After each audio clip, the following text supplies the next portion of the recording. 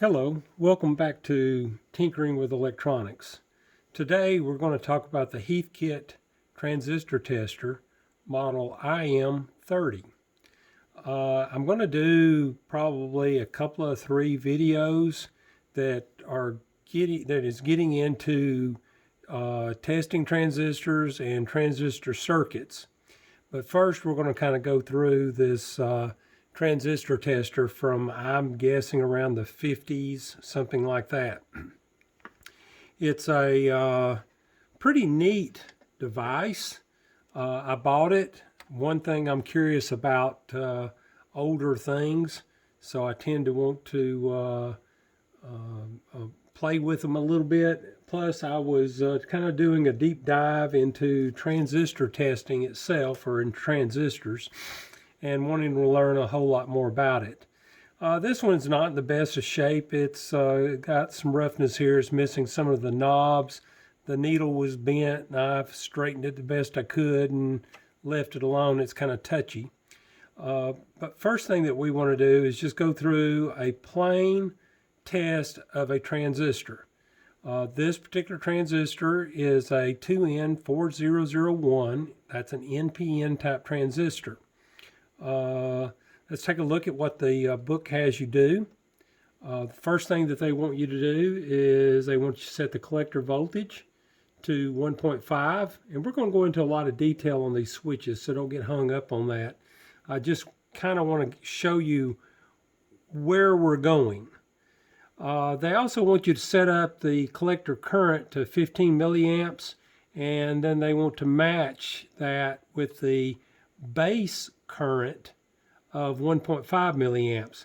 They want the bias knob is 0, and then they want the gain set to 0 and to be in the low position.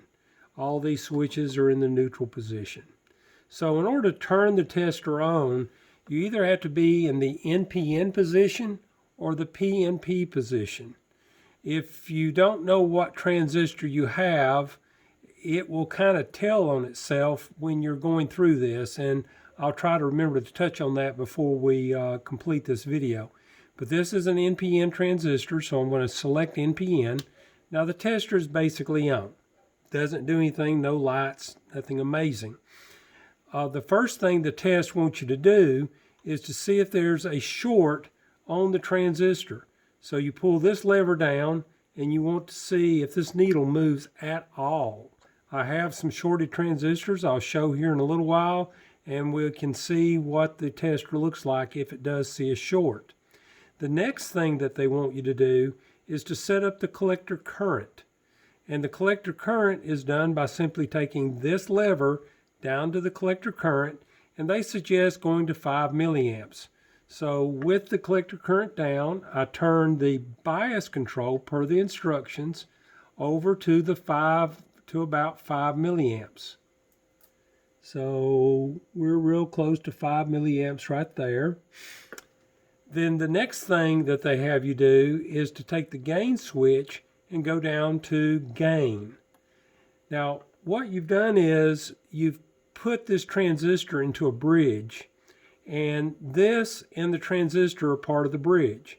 So they want you to turn the gain knob in order to try to achieve 0. We're not going to achieve 0 this time because modern transistors are far greater than 150 HFE, which HFE is simply the collector current divided by the base current.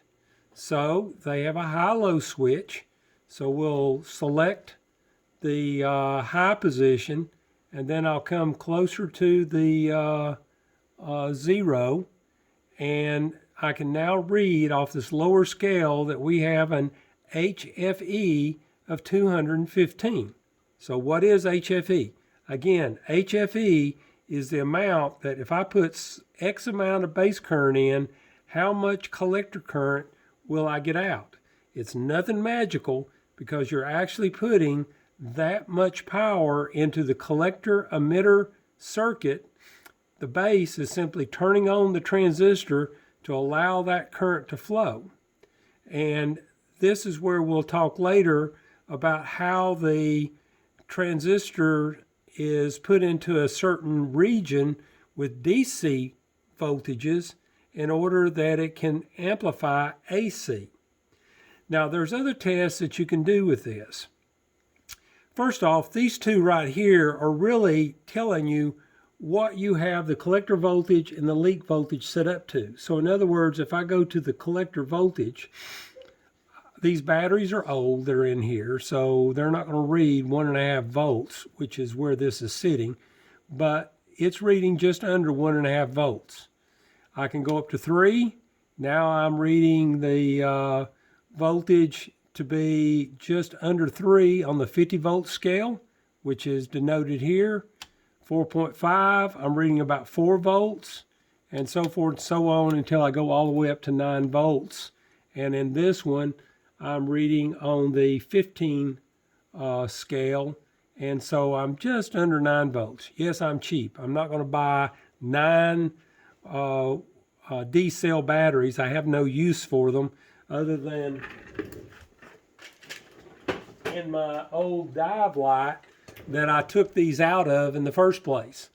I'm actually surprised that the batteries lasted as long as they have. They've been in that dive light for probably 20 years, and they're still putting out quite a bit of voltage.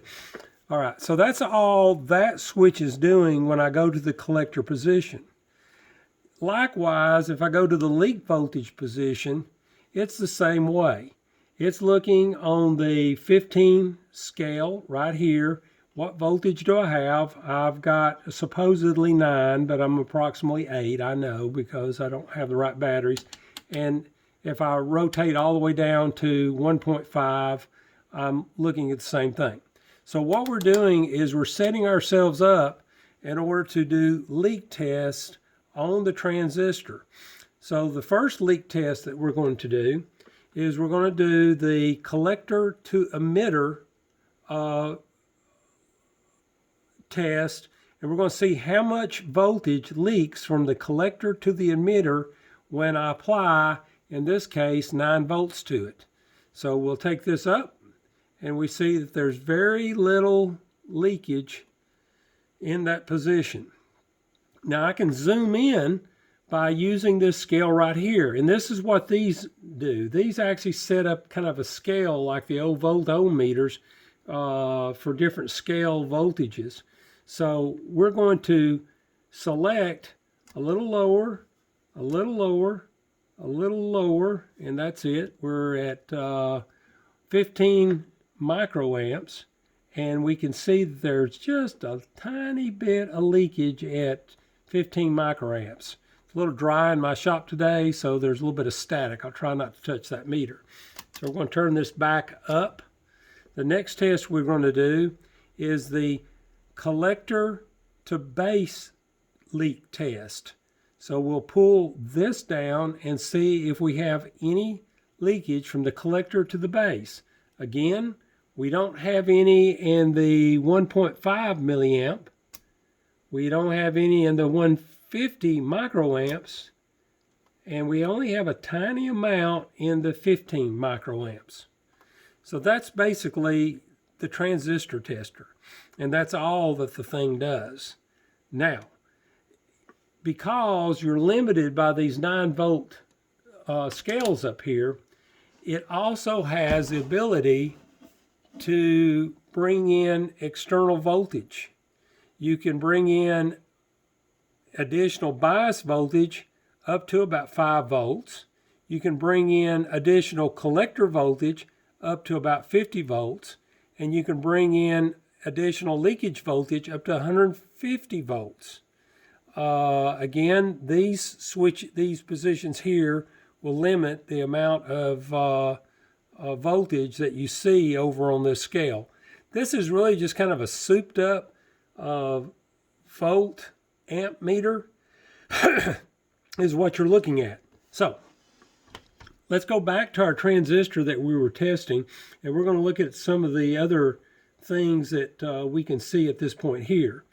First off, when you go to the collector voltage, no matter where you have this set, It's just telling you you have up to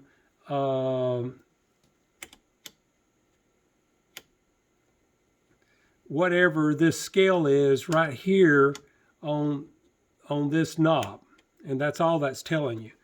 When you go to the collector current setting, this is limiting how much current a resistor is allowing to go to this transistor. And I burned up several of them messing with this. By the way, the instructions want these two to be in sync with each other. In other words, see how this one is currently at about the 11 o'clock position? This also should be about the 11 o'clock. When I turn this one, these two should still be clocked the same. And that's what the instructions are trying to tell us with that. There's a slight difference as you're trying to determine the gain. Now, that's not to say that when we do the base current, which is this next switch over here, and if you notice, you can't hardly see any base current there. We see we have collector current, and I'll turn up the collector current just a little bit more. We can't really see the base current, but like a good old volt ohm meter, we can turn this down in order to change the scale. And right now I'm at the 15 microamps, and that's about what this thing is putting out. It's about 15 microamps to go to this transistor. If you notice, I kind of touch this transistor every now and again, my pinky finger. I've burned up several with this thing, 3 of them to be exact. All right, I'm going to reset, and we're going to look at some of the failure modes that are part of this transistor tester. So give me just a moment. Okay, I've got a couple of transistors now on my bench that we're going to look at, and these are actual failures that have taken place. This is a good one. These 3 are failures, and we're going to see what those look like. Okay, I'm going to first, this is a good transistor. I'm going to put this transistor in, setting it up the way it's supposed to be. I'm going to place it in the holder. By the way, you can also connect transistors up to these 3 terminals as well. We're going to now go and do a leak check. Leak check's good. We're going to check for the current. We'll roll the, we'll put current to the base, and it will allow the collector current to flow.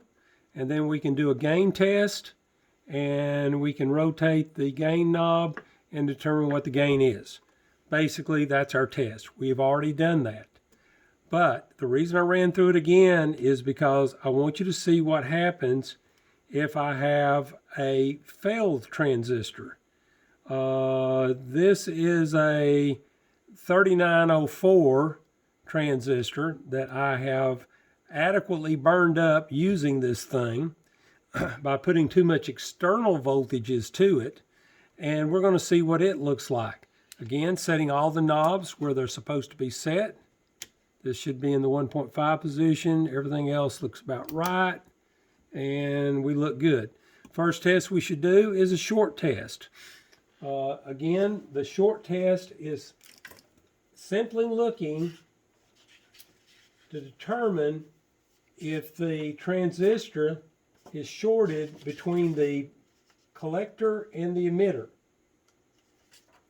Technically, you should have no flow through the collector to the emitter. And we're going to simply read the current across there if there is any. Whoa. Okay, that is a failure. Notice there, that one is moving the meter. Okay, we can focus in a little bit more with it by putting more voltage. Sorry, I moved the wrong knob. We can put more voltage through it, but it really serves no purpose. We know we have a shorted transistor. Bad transistor.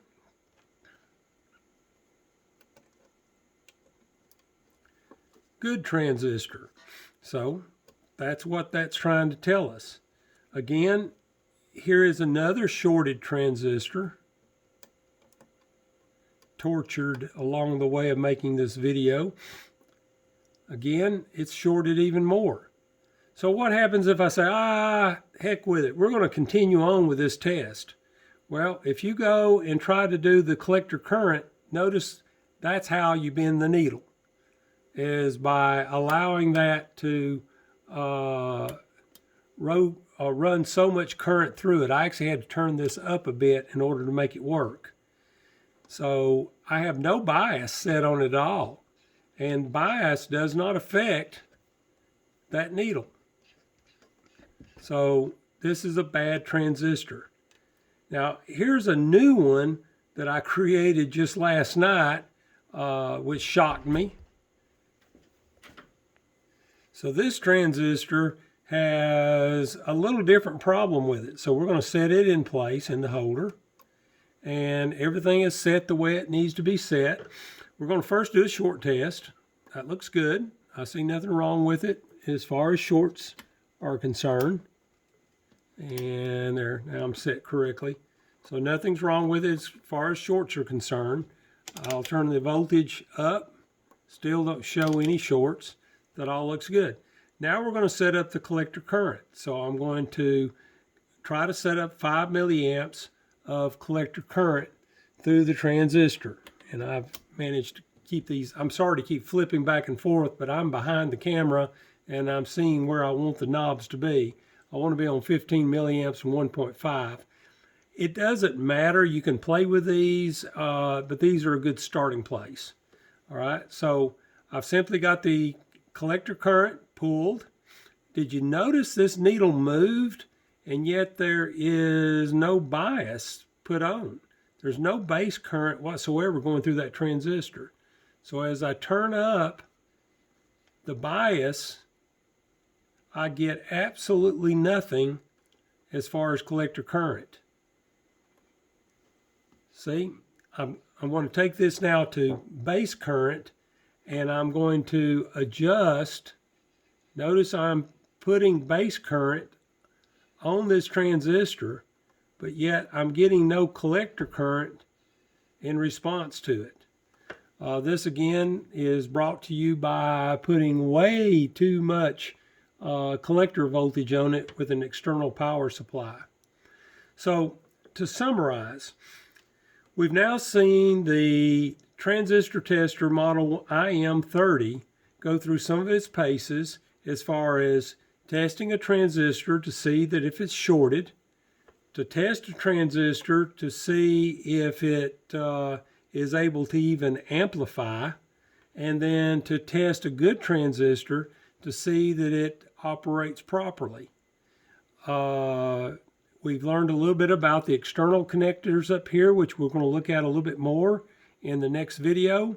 And in addition to that, we've talked a little bit briefly about these controls, which in the next videos we'll go into more detail. If you have any questions, leave them in the comments below. If I've said anything wrong, nicely put it in the comments below and I'll research it and try to correct it in the next video. All right, enough for now. Goodbye.